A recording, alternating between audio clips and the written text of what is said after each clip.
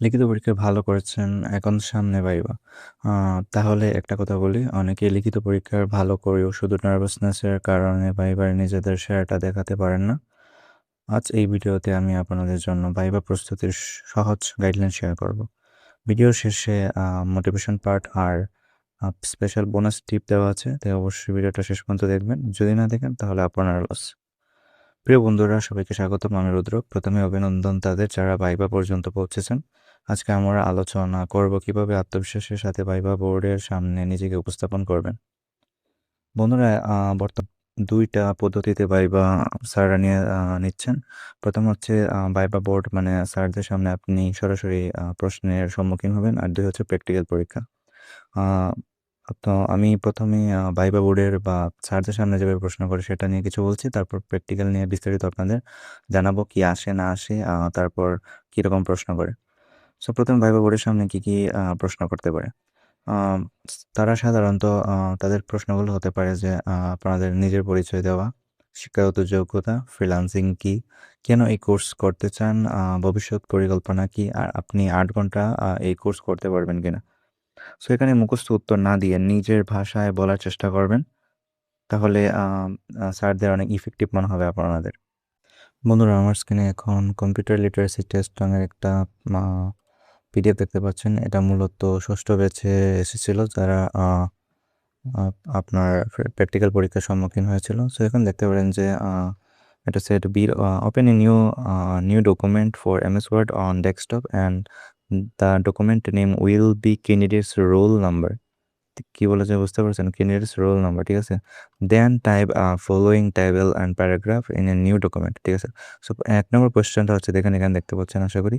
1 নম্বর কোয়েশ্চেনটা হচ্ছে make a table by filling with following information using MS Word, ঠিক আছে। এমএস ওয়ার্ডের মধ্যে কাজটা করতে পারছে। ফন্ট ইউজ করতে বলছে নিউ রোমান। ফন্ট সাইজ বলছে নট লেস দেন 12, মানে 12-র নিচে হয়ে যাবে না। আমাকে একটা টেবিল করে দিয়েছিল, তবে সিরিয়াল নাম্বার, আইটেম, পার্টিকুলার্স। এখানে সিরিয়াল নাম্বার 6 পর্যন্ত আছে। Name, roll, mobile number, father's name, mother's name, address, village, উপজেলা, ইউনিয়ন, ডিস্ট্রিক্ট। সো 2 নম্বর প্রশ্নটা কি দিয়েছিল, type a following paragraph in MS Word. Same, আবার এমএস ওয়ার্ডই। ফন্ট দিয়েছিল same, Times New Roman. Font size দিয়েছিল নট লেস দেন 12, মানে 12-র বেশি হয়ে যাবে না। আর লাইন স্পেসিং লস দেন 1.15। আচ্ছা, ঠিক আছে। আচ্ছা, ভিলেজ ইন বাংলাদেশ, তারা এরকম একটা প্যারাগ্রাফ দিয়েছিল। তারা এভাবে দিয়েছে, বুঝিয়ে খুব সুন্দর, ঠিক আছে। তো আমাদের এখানে দুইটা কাজ করতে হবে। First, make a table by filling with following information using MS Word. মানে এমএস ওয়ার্ডের মাধ্যমে আমাদের ফর্ম একটা এই টেবিলটা লিখতে হবে, আপনাদের লিখতে হবে। আর দ্বিতীয় কাজটা হচ্ছে type following paragraph in MS Word. Font হচ্ছে নিউ রোমান ইউজ করতে হবে, সাইজ হচ্ছে 12, আর লাইন স্পেসিং দিতে হবে, ঠিক আছে। সো এইটা আমাদের লিখতে হবে। সো আমাদের দুইটা কাজ করতে হবে, টেবিল বানাতে হবে, একটা প্যারাগ্রাফ টাইপিং করতে হবে। সো এখন আমি এটা আপনাদের করে দেখাচ্ছি। বন্ধুরা, আমি যখন এই ভিডিওটা বানাচ্ছি তখন আসলে আমার এমএস ওয়ার্ডটা কাজ করছে না, একটু ডিস্টার্ব করছে। যার জন্য আমি গুগলের এমএস ওয়ার্ড ফাইল থেকে, ডকুমেন্ট ফাইল থেকে আমি এগুলো তৈরি করছি। এই যে প্রশ্নটা একটু আগে দেখাচ্ছিলাম পিডিএফ ফাইলটা, সেটাই আমি আবার এখানে টাইপিং করে লিখেছি। সো এখানে দেখতে পাচ্ছেন যে আমার টেবিল কিন্তু বলেছিল, প্রথমে আমার কোশ্চেনটা ছিল টেবিল বানাতে হবে। সো টেবিলের জন্য কি দেখেন কয়টা রো কয়টা কলাম আছে, একটু হিসাব করে নেবেন। 1 2। আরেকটা কথা বলিনি, এই কাজটা করার জন্য সর্বোচ্চ আপনাকে মিনিমাম 10 মিনিট দেওয়া হবে। সো চেষ্টা করবেন একটু দ্রুততার সঙ্গে করার জন্য। 1 2 3 যেখানে 6 আর 7টা না। এই দেখেন আমি আবার নতুন একটা নিচ্ছি আপনাদের দেখার জন্য। ইনসার্টে যেমন, ঠিক আছে। গুগলের বা আপনার এমএস ওয়ার্ড এই কিন্তু প্রায় সেম সেম, ঠিক আছে। সব কিছু সেম, শুধু মানে একটু সামান্য একটু 19-20 হবে, বাট ম্যাক্সিমাম সব সিট টেবিল কিন্তু আপনি ইনসার্টই পাবেন। ইনসার্টে যাবেন, এভাবে রো দেখবেন, সেমভাবে এমএস ওয়ার্ডে কিন্তু থাকে। আমার 3টা ছিল, সাথে ছিল 7টা, ঠিক আছে। আমি এবার নিয়ে নিলাম, না, পরে দেখেন আবার কি আছে। সিরিয়াল নাম্বার আছে, আইটেম আর হচ্ছে পার্টিকুলার, এভাবে সেম কিছু দিয়ে দিব। টাইপিং করে বসাবেন আপনি, সিরিয়াল বসাবেন। সব বাংলা ফোন চলছে, ইংলিশ করে নিলাম।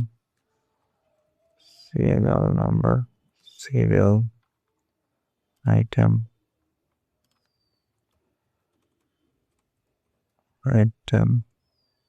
হচ্ছে পার্টিকুলার্স।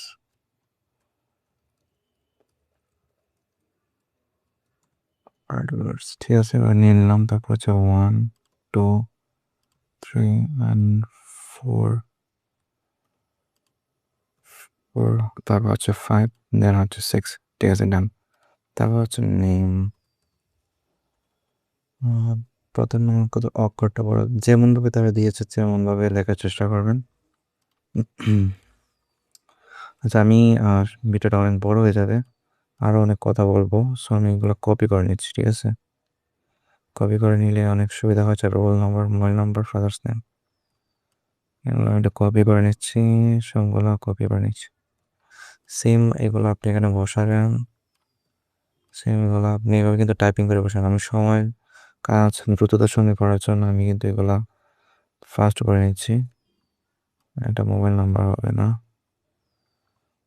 তো রোল নাম্বারটা হচ্ছে মোবাইল নাম্বার, এটা হচ্ছে ফাদার্স নেম, এটা হচ্ছে হতে পারে মাদার্স নেম, আর লাস্ট অন অ্যাড্রেস। সো ঠিক আছে, আর হচ্ছে পার্টিকুলার্স এগুলো লিখবেন, আপনি আপনার নাম লিখবেন, এখানে রোল নাম্বার লিখবেন, এখানে আপনার মোবাইল নাম্বার লিখবেন, এখানে ফাদার্স নেম লিখবেন, এখানে আপনার নাম, এখানে আপনার রোল নাম্বার, এখানে আপনার মোবাইল নাম্বার, এখানে আপনার মাদার্স নেম, ঠিক আছে? আর এখানে আরও কিছু জিনিস আছে, যেমন ভিলেজ, ভিলেজ, ভিলেজ, তারপর আছে ইউনিয়ন, ইউনিয়ন, ইউনিয়নের পরে কি ছিল নিচে, সেটা কি? ইউনিয়ন, উপজেলা, ডিস্ট্রিক্ট, আচ্ছা এই তিনটা জিনিস আপনাকে আরও লিখতে হবে। সো আমি আমি রাখলাম, আর ভিডিওটা অনেক বড় হয়ে যাবে, আমি বেশি কিছু লিখছি না। আপনি এরকমভাবে আপনার জিনিসগুলো লিখবেন, এখানে ভিলেজটা লিখবেন, এখানে সব কিছু টাইপিং করে তুলবেন, ভিলেজ লিখবেন, উপজেলা লিখবেন, ডিস্ট্রিক্ট লিখবেন, আপনার যদি ইউনিয়ন থাকেন ইউনিয়ন লিখবেন, ঠিক আছে? আর এইগুলো দেখেন, আমার তো এত বড় স্পেস দরকার নাই না। এইগুলো লেখার পরে আপনি কী করবেন, টেবিলটিকে সাজাবেন, টেবিলটা এখানে সুন্দর করে সাজাবেন, যেটা বড় দরকার, যেমন আপনার নাম, এগুলো একটু বড় দরকার, এগুলো বড় করে নেবেন। আরেকটা কথা, এখানে ফাইলে কিন্তু লেখা ছিল যে ফন্ট কি হবে, টাইমস নিউ রোমান। আমি কিন্তু আমার কি ফন্ট টাইমস রোমান দেখেন তো, আমার কিন্তু সম্পূর্ণটা টাইমস নিউ রোমান না। তাহলে আপনি যদি এমনও লেখেন, তারপরে কী করবেন, এইভাবে পুরোটা কী করবেন, এই কপি করবেন, কপি করার পরে এই যে ফন্ট আছে না, এখান থেকে যে ফন্ট লেখা আসছে, কিন্তু ফন্টে নিচে যাবেন, এই যে এখানে দেখবেন টাইমস নিউ রোমান লেখা থাকবে, বা আপনাকে যদি ইমপ্যাক্ট বলে, একবার ইমপ্যাক্ট বলে ইমপ্যাক্ট নেবেন, এরিয়াল বলে এরিয়াল, তারপরে যে কমিক সেন্স এনার্জি দিতে পারে, যেটা বলবে, যে ফন্ট বলবে সেই ফন্টটা দিবেন। আমি এখানে দিয়ে দিচ্ছি, দেখেন সবগুলো কিন্তু টাইমস নিউ রোমান হয়ে গেছে। তারপরে দেখেন একটা কি লেখা ছিল যে ফন্ট সাইজ হবে নট লেস দেন 12, মানে 12-র নিচে হওয়া যাবে না। তো দেখেন আমার ফন্ট অলরেডি 11 আছে, মানে আমি কম দিয়েছি না। আবার এটা কপি করব, এখানে ফন্টকে বাড়াবো, 12 আমি 13 রাখলাম, 13 দিয়ে দিলাম, ঠিক আছে? ফন্ট সাইজগুলো 13 দিয়ে দিলাম। দেখেন আমার কিন্তু কাজ কমপ্লিট, শুধু সবগুলোর নাম ঠিকভাবে আপনি দেখবেন লিখছেন কিনা, এগুলো একটু গুছিয়ে নেবেন, এখানে আপনার ইউনিয়নটা দিবেন, এখানে আপনার ডিস্ট্রিক্টটা দিবেন, আপনার ভিলেজ নেমটা দিবেন, এখানে আপনার উপজেলাটা দিবেন, নেমটা দিবেন, ঠিক আছে? সব কিছু দিয়ে কমপ্লিট হওয়ার পরে আপনার 1 নম্বর কাজটা শেষ। এখন দেখুন আপনার 2 নম্বর কাজটা দিই।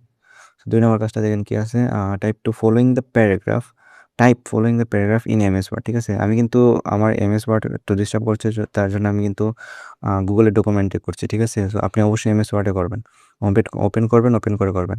আর যেখানে আমার কি আছে, ভিলেজেস ইন বাংলাদেশ, এটা দিয়েছে। আমি কি ভিডিও বড়, আমি এটা কপি করে নিচ্ছি, লিখলে অনেক সময় যাবে, আমি এটা একটু এটা নিচে দিচ্ছি। সেমভাবে আপনি এভাবে লিখবেন, আপনি কিন্তু পুরোটা লিখবেন, ঠিক আছে? সো আমারটা অলরেডি কপি থাকার কারণে আমি অলরেডি রেডি করে রাখছিলাম, যাই হোক। সো আমি দেখাচ্ছি যে আমি যদি এটা ফন্টটা ধরেন চেঞ্জ করতে চাই, আমার টাইমস নিউ রোমানই আছে, যদি কমিক সেন্স বলে কমিক সেন্স এভাবে নিয়ে দেবেন, কিন্তু কমিক সেন্স এমএস দেওয়া আছে। যদি বলে ইমপ্যাক্ট, তাহলে ইমপ্যাক্টই নিয়ে নেবেন, যেভাবে বলবে, যে ফন্টে বলবে তার বিভিন্ন বলবে। সো আমাদের প্রশ্নে কী ছিল, ফন্ট হবে টাইমস নিউ রোমান, ফন্টের সাইজ হবে নট লেস দেন 12, নিচে হয়ে যাবে না, আর line spacing not less than 1.15, ঠিক আছে? আমরা সবগুলো একটু চেক করে নিই। সো আমরা এটা ইমপ্যাক্টে করছিলাম, আমরা এটাকে আবার টাইমস নিউ রোমানে অ্যাড করলাম। পরে আমাদের কি বলছে, ফন্ট সাইজ হয়ে যাবে 12, নিচে হয়ে যাবে না, আমরা 13 রেখেছি। দেখেন এই ফন্ট সাইজটা কেমনে বুঝবেন, এই ফন্ট সাইজ, এটা কিন্তু ফন্ট 13, পুরাটার ফন্ট কিন্তু 13 সাইজ, কিন্তু দেখেন 13 দেখাচ্ছে না, ফন্ট সাইজ 13 দেখাচ্ছে। বাট আপনি যদি মনে করেন আমি আগে চলে যাই, এই যে এটার মধ্যে ধরেই দেখেন, তখন কিন্তু ফন্ট সাইজ 19-এ চলে গেছে। সো অবশ্যই লেখার পরে আপনি সম্পূর্ণটা একটু চেক করে নেবেন যে আপনার ফন্ট সাইজ এগুলো সব কিছু ঠিক আছে কিনা। যেমন এটার ফন্ট সাইজটা একটু চেক করে নেন, সবগুলো 13 আছে। আর আরেকটা ছিল যে লাইন স্পেসিং, ঠিক আছে? সো আপনি লাইন স্পেসিংটা কীভাবে ঠিক করবেন, এই দেখেন এইখানে পুরোটা কপি করে এখানে সরি, এভাবে কপি করে নেবেন, কপি করার পর এই দেখেন অ্যালাইন অ্যান্ড ইন্ডেন্ট দেখতে পাচ্ছেন। সো এইখানে এটা ক্লিক করার পরে এই যে লাস্ট যে অপশনটা, এখানে 4টা অপশন দেখাচ্ছে, ঠিক আছে? এখানে লেফট অ্যালাইন, সেন্টার অ্যালাইনড আর হচ্ছে রাইট অ্যালাইন। পাশাপাশি আরেকটা দেবেন জাস্টিফাই, যেটা আপনি কন্ট্রোল শিফট প্লাস জে দিয়ে আসতে পারেন। জাস্টিফাইতে ক্লিক করবেন। ক্লিক করলে কী হবে দেখেন, এই লেখাটা দেখবেন একদম স্মুথ হয়ে যাবে। এখানে লাইন একদম একদম একুরেট থাকবে, এখানে একদম স্ট্রেট লাইনের মতো থাকবে। যদি এরকম না করেন তাহলে কিন্তু যেমন আমি যেমন ফন্টের সাইজটা যদি একটু বাড়াই, দেখেন সবগুলো কিন্তু এখন জাস্টিফাই দেখেন একদম সিরিয়াল করে আসছে।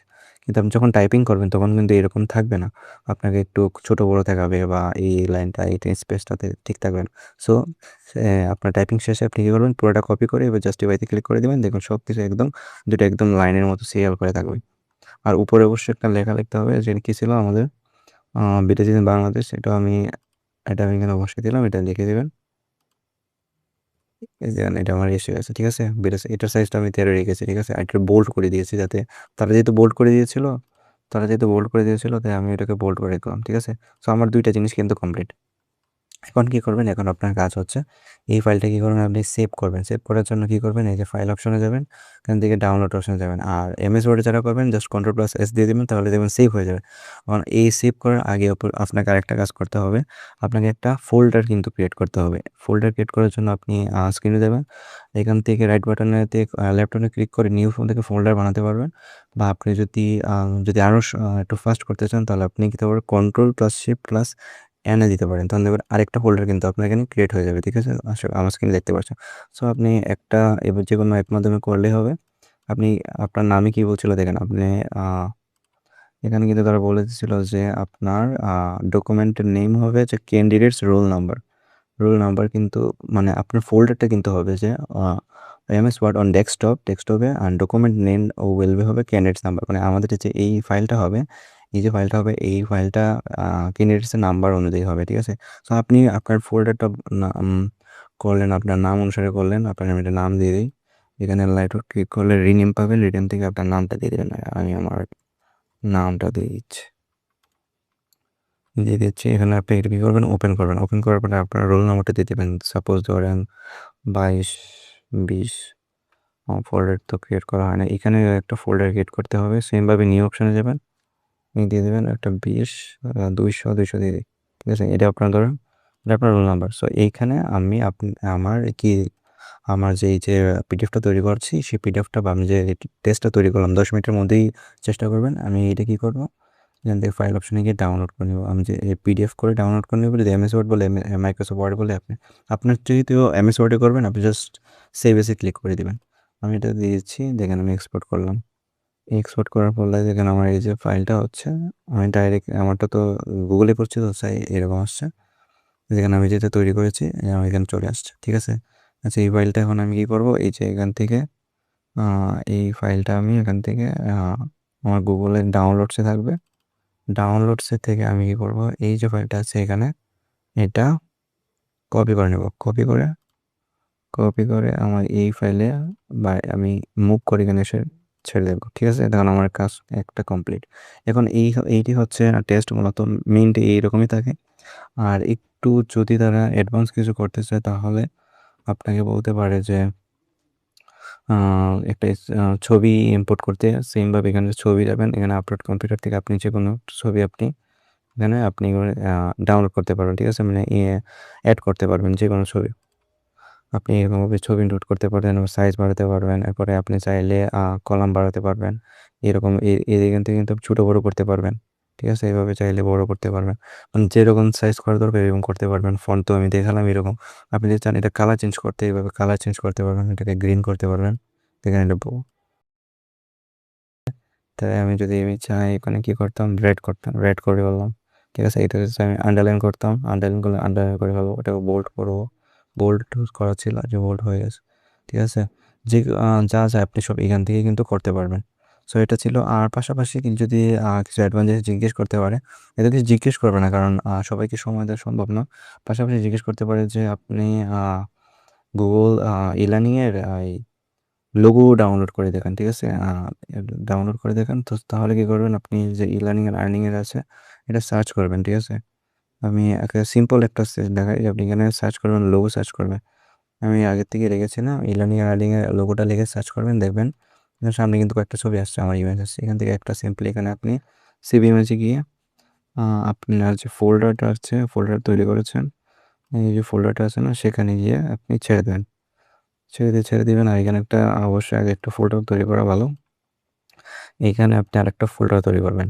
এখানে একটা ফোল্ডার তৈরি করবেন। লোগো ফোল্ডার তৈরি করবেন, ঠিক আছে? লোগো ফোল্ডার তৈরি করে এটা মুভ করে এখানে ছেড়ে দেবেন। সো আপনার আপনার লোগো ফোল্ডারেই আপনি গিয়ে ই-লার্নিং এর ফোল্ডার তো কিন্তু হয়ে গেছে, ঠিক আছে? এই যে আপনার এখন দেখতে পাচ্ছেন, আমার স্ক্রিনে দেখতে পাচ্ছেন যে এটা কিন্তু হয়েছে। বাট একটু দেখেন, একটু অনেক কি দেখাচ্ছে, ঝাপসা দেখাচ্ছে না? সো আরো অ্যাডভান্স করার জন্য আপনি একটা কাজ করতে পারেন। আপনি সিম্পলি আবার সেম ভাবে করবেন। এখন কি করবেন? ই-লার্নিং এর যে মেইন যে ওয়েবসাইটটা আছে সেখানে যাবেন। এই যে এখানে আমার দেখতে পাচ্ছেন যে ই-লার্নিং এর যে লোগোটা আছে সেখানে লেফট বাটনে ক্লিক করবেন, গিয়ে ইনসার্টে যাবেন। ইনসার্টে যাওয়ার পরে দেখবেন এখানে কিছু কোডিং আসবে। এলিমেন্টসে দেখতে পারবেন, এই যে অ্যাসেট দেখতে পাচ্ছেন, এই যে ইমেজ লোগো। এইখানে আপনার মাউস আইকনটা নিয়ে যাওয়ার পরে আপনি দেখতে পারবেন যে ই-লার্নিং এর লোগোর যে ছবিটা সেটা কিন্তু আপনি দেখতে পাচ্ছেন। দেখতে পাচ্ছেন না? এইখানে কিন্তু একটা রাইট বাটনে ক্লিক করে এই যে এখানে একটা ক্লিক করবেন। এখানে ক্লিক করার পরে দেখতে পারবেন যে আমার কিন্তু যে ই-লার্নিং এর মেইন যে লোগোটা আছে সেটা দেখতে পাচ্ছেন। সো আপনি এখানে লেফট বাটনে ক্লিক করে সেভ ইমেজে যাবেন। সেম আপনার এই যে লোগো, এই যে আপনি ডেস্কটপে যাবেন। ডেস্কটপে যাওয়ার পর আপনার যে ফোল্ডারটা আছে এখানে যাবেন। লোগোতে যাবেন, লোগোতে গিয়ে সেভ করে ফেলবেন। দেখেন আমার সেভ হয়ে গেছে। ঠিক আছে? এটা কিন্তু পিএনজিতে সেভ হয়েছে। আপনি দেখতে পাচ্ছেন অবশ্যই কিন্তু এটা পিএনজিতে, মানে খুব ভালো কোয়ালিটিতে কিন্তু এটা সেভ হয়েছে। এখন যদি স্যার আপনি বলেন যদি যুব উন্নয়নে দেয়, স্যার সেমভাবে আপনি যুব উন্নয়নটা যাবেন। যুব উন্নয়ন লিখে যাবেন, যুব উন্নয়ন অধিদপ্তর আসবে। দেন আসার পর আপনি অবশ্যই কী করবেন? যুব উন্নয়ন অধিদপ্তর লিখে সার্চ করবেন। এইটা লিখে সার্চ করবেন, দেখবেন ডাইরেক্ট এই পেজে নিয়ে আসবে। এখানে নিয়ে আসার পরে আপনি এখান থেকে ১ম বা ২য় যেকোনো একটা এটার মধ্যে ক্লিক করবেন। ক্লিক করলে দেখতে পাচ্ছেন এই যে ডাইরেক্ট কিন্তু আপনার পিএনজিতে আসবে। সেম ইমেজ সেভ করবেন। আবার আপনার ফোল্ডারে যাবেন, আপনার ফোল্ডারে যাবেন। তো ফোল্ডারে আপনার লোগোতে এভাবে তৈরি করে আপনি এভাবে সেভ করে দিবেন। স্যারদের দেখানোর সুবিধার্থে এভাবে সেভ করে দিবেন। দেখবেন আপনার কাজ হয়ে গেছে।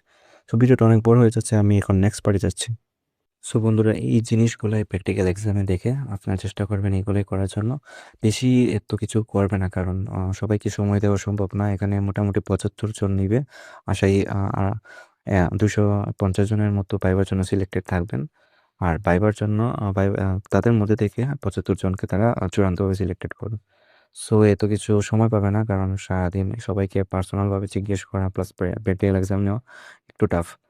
সো বিভাগীয় অঞ্চলগুলো যেসব শিক্ষার্থী আছেন তাদেরকে আমি বলে রাখবো যে আপনার প্র্যাকটিক্যাল এক্সামের প্রস্তুতি নিয়ে যাবেন ভালো করে। সো আপনাদের জন্য খুবই ইফেক্টিভ হবে। সো আর তারপর ভাইবার জন্য আর কি জিজ্ঞেস করতে পারে?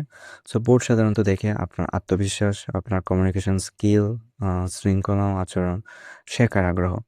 সো তাই ভুল উত্তর দিলেও ঘাবড়াবেন না। চেষ্টা করবেন যে যদি জিজ্ঞেস করেন, যদি কোনো কিছু পারছেন না তখন বলুন আমার এই মুহূর্তে মনে আসছে না, এইরকম দেওয়ার চেষ্টা করবেন।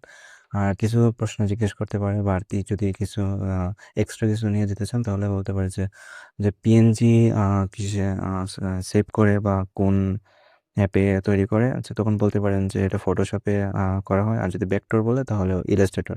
এইসব কিছু সিম্পল কোয়েশ্চেন আপনাকে জিজ্ঞেস করতে পারে ভাইবার জন্য। সিম্পল কয়েকটা কোয়েশ্চেন। পাশাপাশি জিজ্ঞেস করবে যে আপনি কি এখানে ৮ ঘন্টা সময় দিতে পারবেন কিনা ডেইলি।